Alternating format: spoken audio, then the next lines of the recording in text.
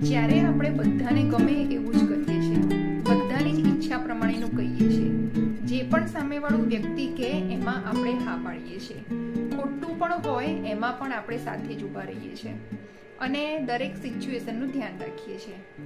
તો ત્યારે છે ને આપણી વાહવા થાય છે, આપણી આજુબાજુમાં ટોળું વધી જાય છે. પણ પછી કોઈક એવો સમય આવે છે કે આપણો કોન્ફિડન્સ વધે, કે આપણને સાચા ખોટાની ખબર પડે, ત્યારે થોડુંક આપણો ઓપિનિયન ડિફરન્સ પડે છે. આપણે લાઈક અને ડિસલાઈક કરતા થઈએ છીએ, સામે જવાબ આપવાનું ચાલુ કરીએ છીએ.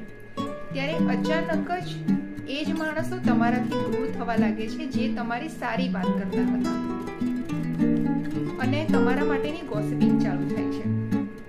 હજુ પણ આ ગોસિપ ઇનફ ના હોય, એના માટે સીધી કેરેક્ટર પર વાત આવી જાય છે કે આ કેરેક્ટર તો આવું જ છે. અને આવી સિચ્યુએશનમાં આપણે એક્સપ્લેન કરવા જઈએ છીએ કે હું આવો નથી, કે હું આવી નથી. કેમ? આવું કરવાની કોઈ જ જરૂર નથી, કારણ કે તમારી જોડે જે સારા માણસ છે એ તો રહેવાના જ છે, અને જે લોકો ગોસિપિંગ કરી રહ્યા છે એ લોકો તમારા ફ્રેન્ડ કે તમારા રિલેટિવ્સ હતા જ નહીં.